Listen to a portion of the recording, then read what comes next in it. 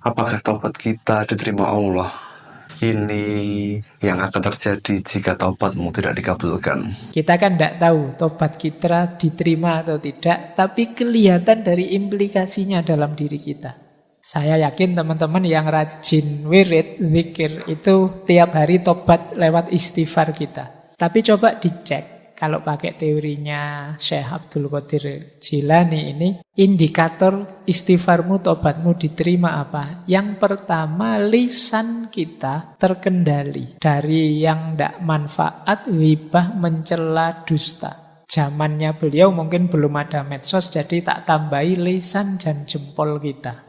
Jadi kita sangat hati-hati kalau ingin bicara atau kalau ingin posting sesuatu yang bersinggungan dengan orang lain. Bagi manusia yang sudah berlumur dosa dan sudah menyesali perbuatannya, tentu hal yang akan dilakukan adalah taubat. Tapi apakah taubat kita diterima Allah sehingga dosa-dosa kita terampuni dan hidup kita ke depannya tidak dihantui kecemasan dan perasaan bersalah? Mari kita pelajari indikator apa bahwa taubat kita sudah diterima oleh Allah. Kita belajar bersama Dr. Farbin Faiz di tema taubat.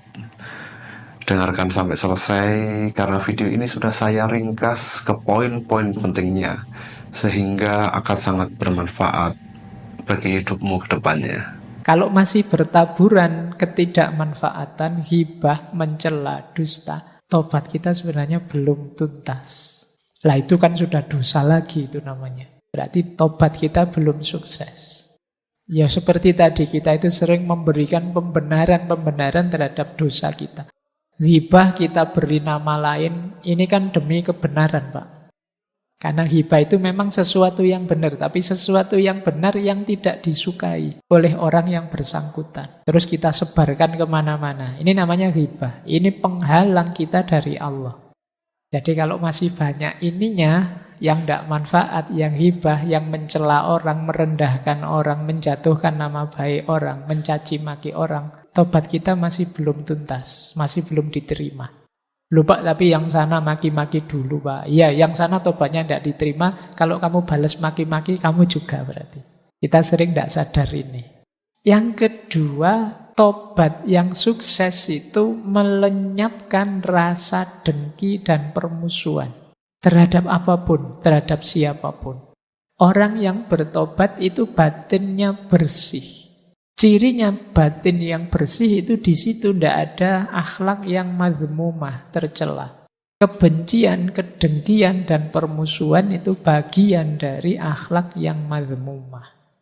Jadi kalau masih ada benci atau dengki pada siapapun, saya dendam sekali sama mantan saya, Pak. Sudah habis banyak malah ditinggal. Terus mau inget-inget, itu bagian dari kebencian. Mungkin kamu ingin balas dendam, kedengkian, permusuhanmu. Jadi benci itu kan tipis dengan cinta. Sibuknya sama, kayak orang mencintai. Cuma kalau dengki, benci kamu sibuk menjatuhkan, sibuk mencari kejelekannya. Kalau cinta kamu sibuk mencari yang membahagiakan dia. Repotnya sama. Benci kadang-kadang lebih repot. Makanya kata Imam Ghazali, di antara jalan muhasabah, kalau kita kesulitan muhasabah yang baik seperti apa, wong kita tidak punya kemampuan berpikir sendiri, ambillah pelajaran dari musuh saja. Orang yang benci kita, orang yang dengki kita. Karena biasanya orang yang benci kita itu sibuk mencari kesalahan kita. Alhamdulillah loh, kita dicarikan salah kita di mana. Kita mencari sendiri tidak bisa. Jadi bahagialah kalian yang hatersnya banyak. Jadi kalau kamu punya banyak haters kan itu tiap hari kan kamu diserang terus. Kamu salah ini, kamu salah itu.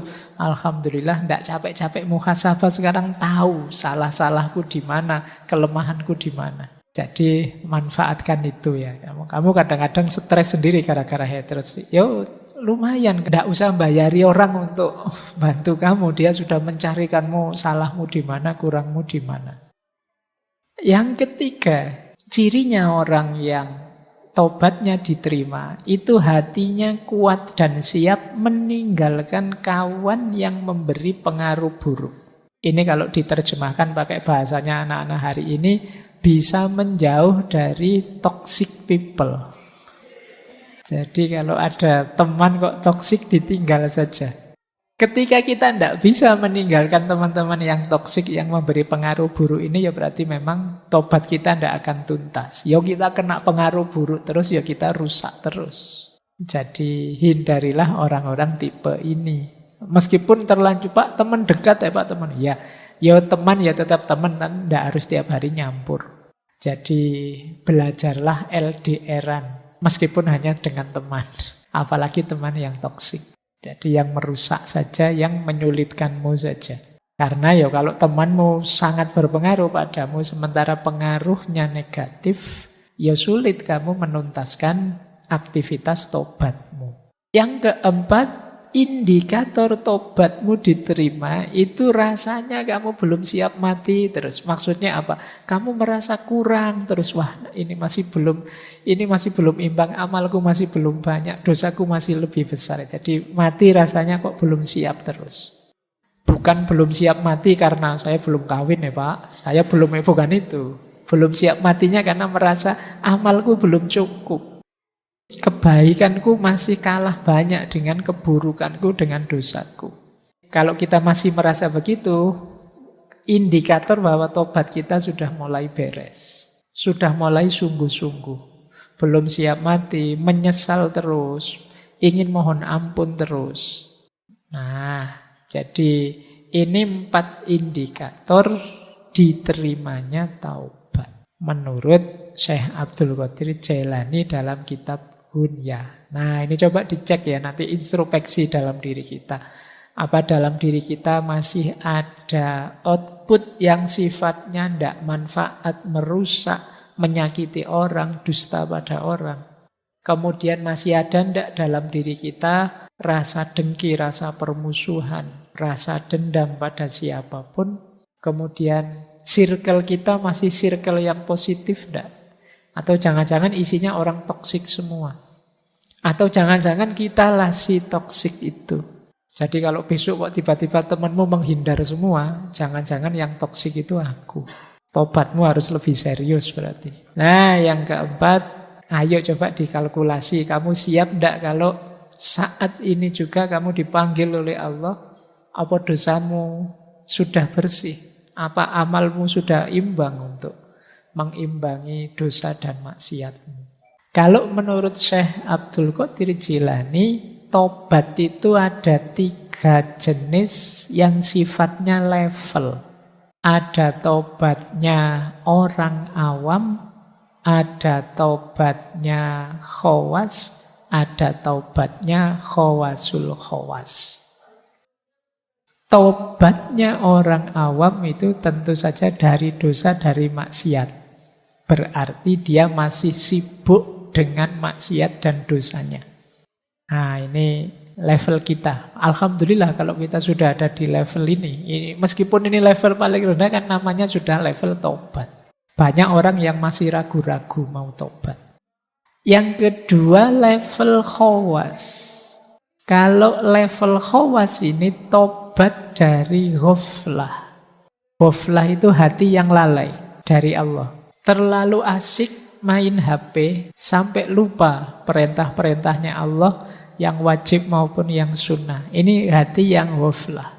Nah, untuk di yang kedua ini ini sebenarnya level lebih tinggi daripada awam. Kalau orang-orang ini sebenarnya tidak lagi sibuk dengan dosa dan maksiat. Fokusnya sudah pada hidup yang fokus pada Allah saja, tapi kadang-kadang masih lupa, masih lalai. Ibadahnya lengkap, dosa-dosa tidak dijalankan, tapi kadang-kadang lupa dengan yang utama-utama. Karena asiknya misalnya sampai lupa sholat sunnah. Karena asiknya main HP, karena asiknya ngobrol, karena asiknya aktivitas kegiatan apa sehingga lalai dari Allah. Nah, ini namanya ghaflah.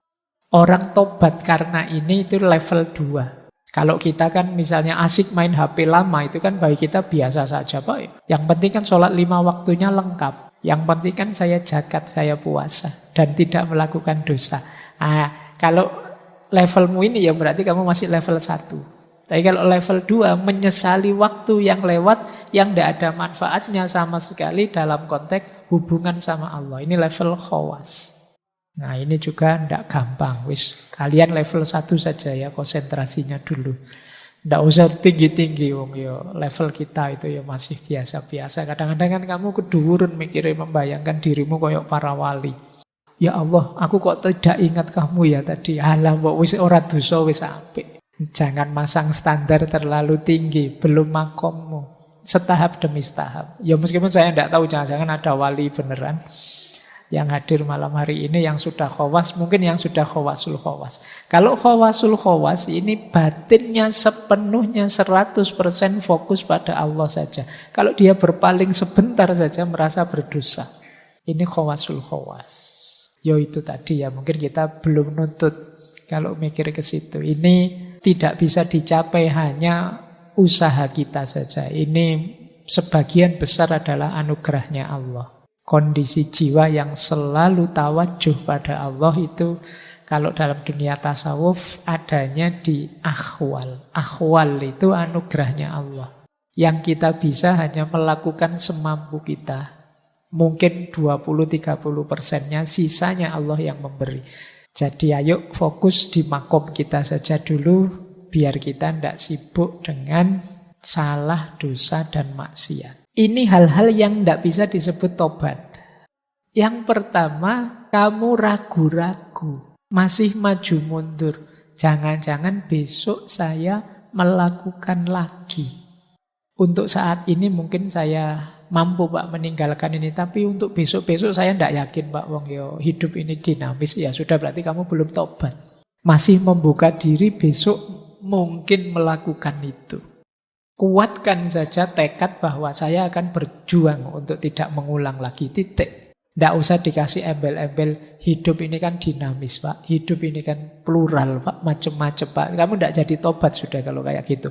Saya tobat Pak, tapi kan yo lihat ruang dan waktunya Pak, situasinya Pak, konteksnya Pak, yo wis aja tobat terus kakean dalil kamu. Tobat itu pokoknya kamu janji saya tidak akan ngulang. Kalau masih banyak syarat dan ketentuan berlaku, belum tobat. Yang kedua, tobat itu tidak termasuk tobat kalau dia meninggalkan dosa yang tidak pernah dia lakukan. Saya tidak pernah zina, tapi saya ini kuat loh Pak. Saya bertobat dari zina. Kalau nggak pernah kamu lakukan, ya namanya bukan tobat. Tobat itu dari yang kamu lakukan. Wong tidak salah kok tobat. Nah ini kata Imam Ghazali. Wah itu kan kayak Indonesia itu sepak bolanya hebat loh. Brasil, Italia tidak pernah mengalahkan Indonesia. Indonesia tidak ada di daftar negara yang tersingkir dari Piala Dunia.